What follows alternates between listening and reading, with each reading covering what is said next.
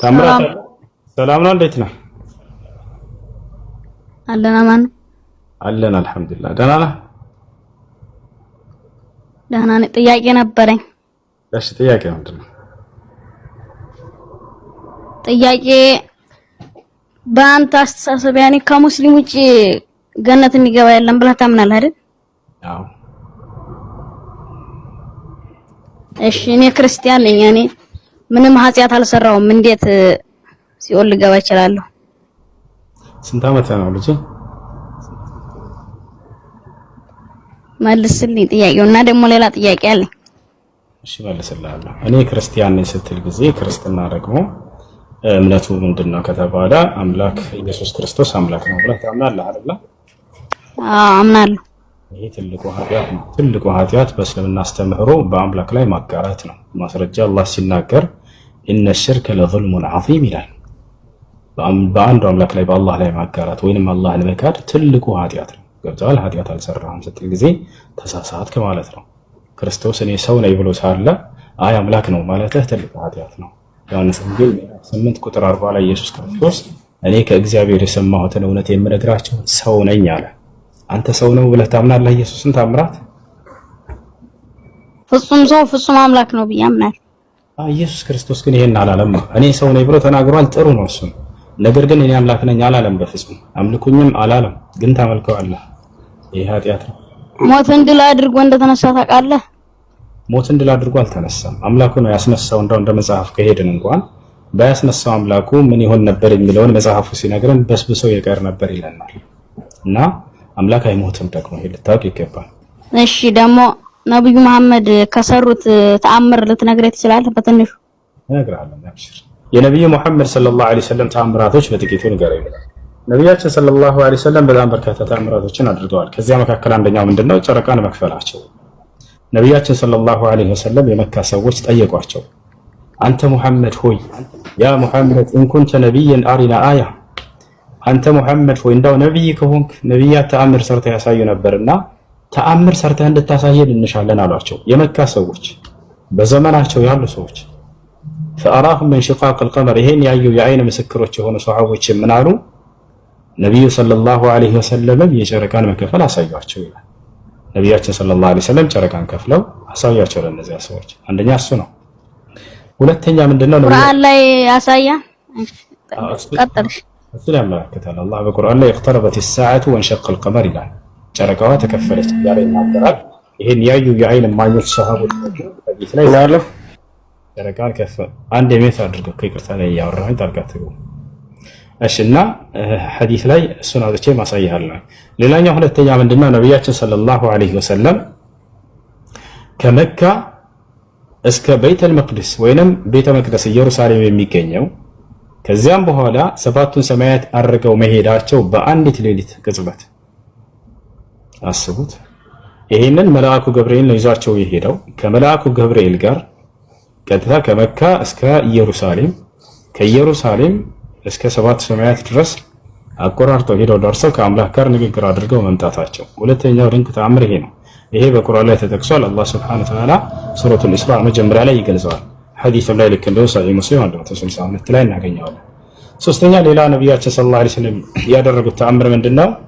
ሱሐቦቻቸው ከዕለታት አንድ ቀን ውዱእ የሚያደርጉበት ውሃ አጥተው አስፈልጓቸው መጡና ጠየቋቸው፣ አንተ የአላህ መልእክተኛ ሆይ ውዱእ የምናደርግበት ውሃ የለንም፣ ሶላትም ደርሶብናል፣ ከየት እናምጣሏቸው? ነብያችን ሰለላሁ ዐለይሂ ወሰለም ከጣቶቻቸው መካከል እንደዚህ ቢስሚላህ አሉና አፈለቁላቸው። ይሄን ያዩ የአይን ማኞች በርካታ ሱሐቦች መሰከሩ።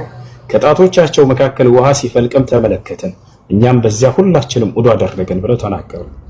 አራተኛ ነብያችን ሰለላሁ ዐለይሂ ወሰለም ለጥቂት ሰዎች የሚትበቃ ምግብን ጥቂት ምግብ ለብዙ ህዝብ የመባረክን ተአምር ተሰጥተው ነበር። ከዕለታት አንድ ቀን ነብያችን ሰለላሁ ዐለይሂ ወሰለም የኸንደቅ ጦርነት ወይንም የአሕዛብ ጦርነት ጊዜ ነብያችን ሰለላሁ ዐለይሂ ወሰለም በጣም ተርበው ነበር።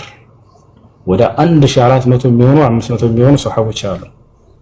እርሳቸው ተርበው ሳሉ ከሱሐቦቻቸው መካከል አንድ ሰው ተነሳና የእርሳቸውን መራብ ያየ ሱሐባ ቅርብ ቤት ነበረውና እዚያ እስኪ እንዳው ወደ ቤት ሄጄ ለነብዩ መሐመድ ሰለላሁ ዐለይሂ ወሰለም ተርበዋልና የሚበላ ምግብ ላምጣላቸው ብሎ ወደ ቤቱ ይሄዳል።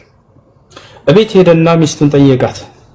ሚስቴ ሆይ የአላህ መልእክተኛ ነብዩ ሰለላሁ ዐለይሂ ወሰለም ተርበው ተመልክቻለሁ እና ይሄ ነገር አላስቻለኝም፣ እባክሽ ምግብ ካለ ስጭኝና ልውሰድላቸው አላት። ሰውየው ሚስቱ ምን አለች? ቤት ውስጥ ምንም የሚቀመስ ነገር የለም አለች።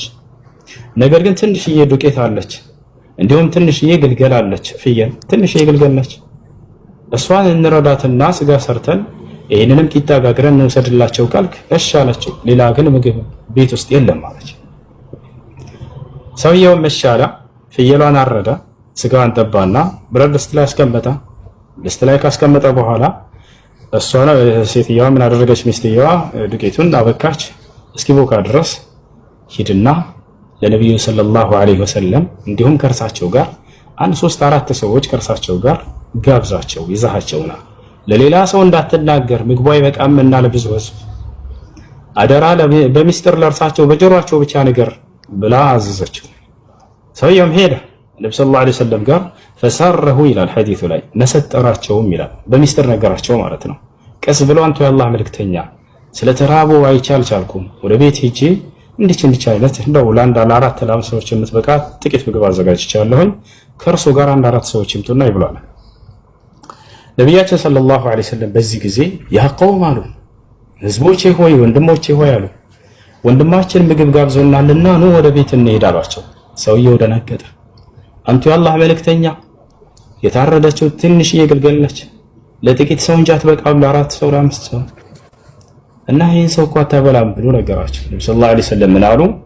ሂድና አሁን የማዘህን ብቻ አድርግ አንተ አሉት። ሂድና ቤት ነብዩ መሐመድ መተው እስኪባርኩት ድረስ ምግቡን እንዳታወጪ ደስቱን ብለውሻል። ልክ እንዲሁ እርሳቸው መተው ነብዩ መሐመድ መተው እስኪባርኩት ድረስ ዱቄቱን እንዳትጋግሪ ወይንም የተቦካውን እንዳትጋግሪ ብለውሻል ብለህ እዘዝ አሉት። ሰውየው ተመለሰ ወደ ቤቱ። ገብታችኋል አይደል? ወደ ቤት ተመለሰ። ከዚያ በኋላ ነብያችን ሰለላሁ ዐለይሂ ወሰለም ከሰሃቦቻቸው ጋር ወደ 1400 እና 500 ህዝቦች ቢሆኑ ሄዱ። ከዛ ሄደና ሰውየው ምን አላት ለሚስቱ? ነብዩ መሐመድ ሰለላሁ ዐለይሂ ወሰለም ከህዝቦቻቸው ጋር ከ1500 ህዝብ ጋር እየመጡ ነው አላት። ደነገጠች ሚስትየዋ። በሚስጥር ንገራቸው አላልኩም ነበርን አለች። ያልሽኝን አድርጌ ነበር እኔም ማለት ሰውየው፣ ግን እርሳቸው እንዲህ በቃ አድርጌ ብለዋል፣ የሚሆነውን እናያለን አለ። ወደ ነቢያችን ሰለላሁ ዐለይሂ ወሰለም መጡ። የአይን እማኝ የሆነ ሷሃባ ራሱ ሰውየው ሲናገር ምን አለ? ይሄን ተአምር ያየ የተቋደሰ የበላ አካል ነው እየመሰከረ ያለው። ያ ጀማ ከሩቅ የሆነ ታሪክ ሰምቶ አይደለም፣ እዛው ያየው አካል ራሱ ሲናገር ምን አለ? ድስቱንም ሰጣቸው አለ። ወዲያው ያዙና ዱዓ አደረጉ፣ ጸሎት አደረጉ፣ ባረኩትም አለ።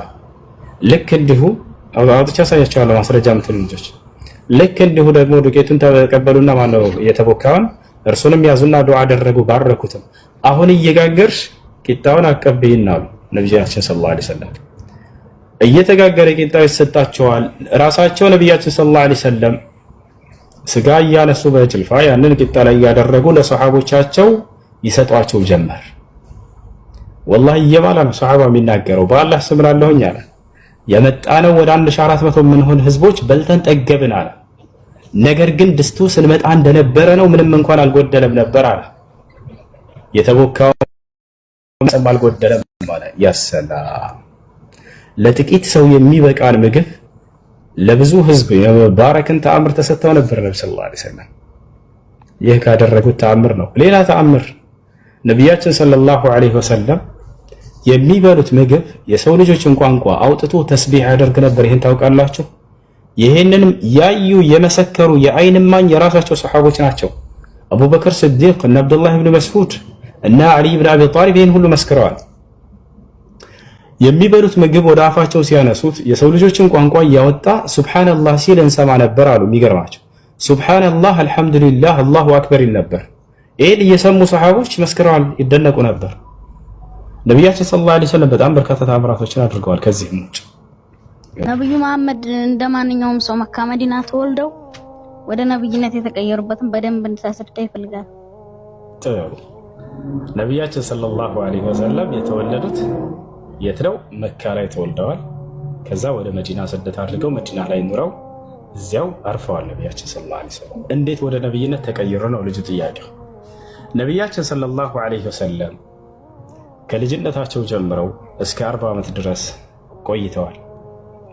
በዚህ ጊዜያቸው አምላክ ከእርሳቸው ጋር ምንም አይነት እንክብካቤ አላደረገም ወይ ወደሚለው ስንመጣ ጊዜ ላ አድርጓል።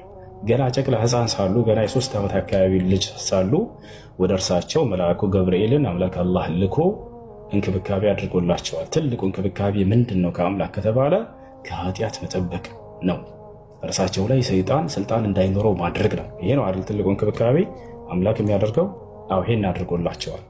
ሐዲስ ላይ አለ፣ ቡኻሪ ላይ ሙስሊም ላይ የተዘገበ ሐዲስ ነው የምነግራችሁ። ነቢያችን ሰለላሁ ዐለይሂ ወሰለም ገና የ3 ዓመት አካባቢ ሕፃን ልጅ ሳሉ ከሕፃናት ልጆች ጋር እየተጫወቱ መልአኩ ጅብሪል ወይንም ገብርኤል መጣና አስተኛቸው፣ ልባቸውንም ቀደዳቸው። ከዚያም ቀልባቸውን ከውስጥ አወጣ። ከጀነት ይዞት የመጣው የወርቅ ጥስት አለ፣ በዚያ ላይ የዘምዘም ውሃ አደረገበት። ወጣቸዋል አይደል? የዘምዘም ውሃ ማለት አምላክ አላህ ሱብሓነሁ ወተዓላ ለአብርሃም ልጅ ለኢስማኤል ወይንም ለእናቱ ለአጋር በመልአኩ ገብርኤል በኩል ያወጣላት የሆነ የተባረከ ውሃ ነው።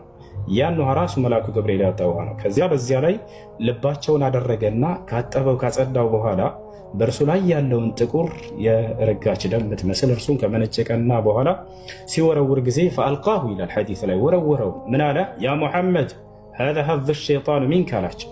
ሙሐመድ ሆይ ሰይጣን በአዳም ልጆች ላይ ሊኖረው የሚችለው ድርሻ ይህ ነበር፣ በአንተ ላይ ሊኖረው የሚችለው እነሆ የሰይጣን ድርሻ ከአንተ ላይ ከዚህ ጊዜ ጀምሮ ተነስቷል አላቸው። ያ ሰላም! ገና ለአቅመ አዳም ሳይደርሱ ገና ሕፃን ልጅ ሆነው እየተጫወቱ ሳሉ ነብዩ ሰለላሁ ዐለይሂ ወሰለም ሰይጣን በእርሳቸው ላይ ስልጣን እንዳይኖረው በህይወት ዘመናቸው አምላክ አላህ ሱብሓነሁ ወተዓላ መልአኩን ገብርኤልን ጅብሪልን ልኮ ይሄንን ስራ አሰርቶላቸዋል። ወዲያውም ይሄን ካደረገ በኋላ ጅብሪል ዐለይሂ ሰላም ከዚያ በኋላ ምን አደረገ? ልባቸውን ቀልባቸውን ወደ ቦታው መለሰው፣ ልባቸውንም ሰፋ። ሄደ ጅብሪል። ከዚያ በስንት ዓመታቸው? በ40 ዓመታቸው የነብይነትን ማዕረግ ተሰጡ። አያ ነብይ የሆኑት መቼ ነው? በ40 ዓመታቸው ላይ ነው። ነብዩ ሙሐመድ ሰለላሁ ዐለይሂ ወሰለም ነብይ እንዴት ሆኑ ወደሚለው እንምጣ። ነብይነት የሚገኘው በትግል አይደለም። እኔ ለምሳሌ አምልኮ ስለሰራሁኝ አምላክ ነብይ ያደርገኛል ብዬ ትግል ስላደረግኩ ላ በዚህ አይደለም።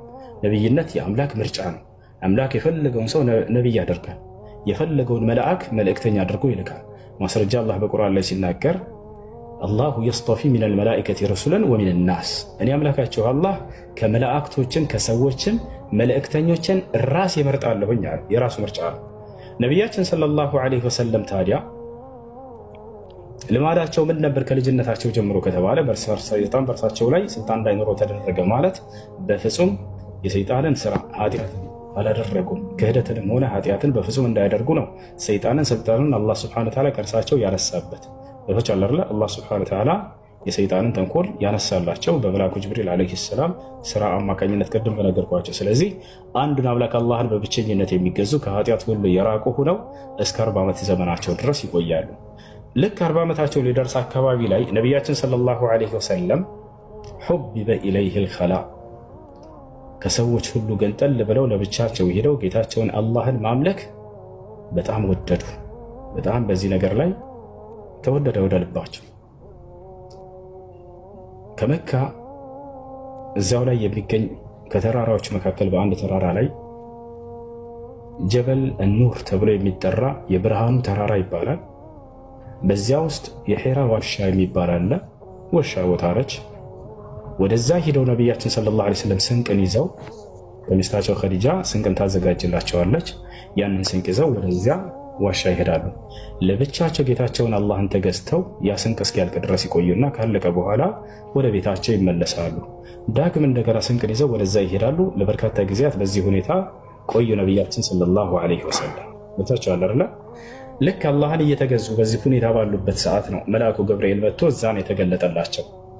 ፈጃአሁ መለኩል ሐቅ ወሁወ ፊ ጋሪ ሒራ ኢላል ሐዲስ ላይ የእውነትን መልአክ ወደ እርሳቸው መጣ። በሒራ ዋሻ ውስጥ ተቀምጠው አላህን እየተገዙ ሳሉ ማለት ነው። ለታቻላረ ወዲያው መልአኩ መጣና ነብይነታቸውን አበሰራቸው። መለኮታዊ ራእይ ያወረደላቸው። ኢቅራ ቢስሚ ረቢከ አለዚ ኸለቅ ኸለቀል ኢንሳነ ሚን ዐለቅ ኢቅራ ወረቡከል አክረም አለዚ ዐለመ ቢልቀለም ዐለመል ኢንሳን ማ ለም ያዕለም የሚለው የቁርአን አንቀጽ ወረደ።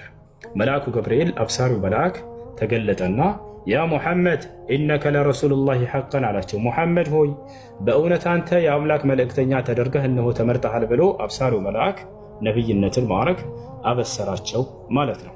ይህን ይመስላል። ከዛ ጊዜ በኋላ አላህ ሱብሓነሁ ወተዓላ በእርሳቸው ላይ ቁርአንን አወረደላቸው፣ መለኮታዊ ራእይን አወረደላቸው። በዚህ ህግና ስርዓትም ትውልድህን አስተምር አላቸው። ይሄን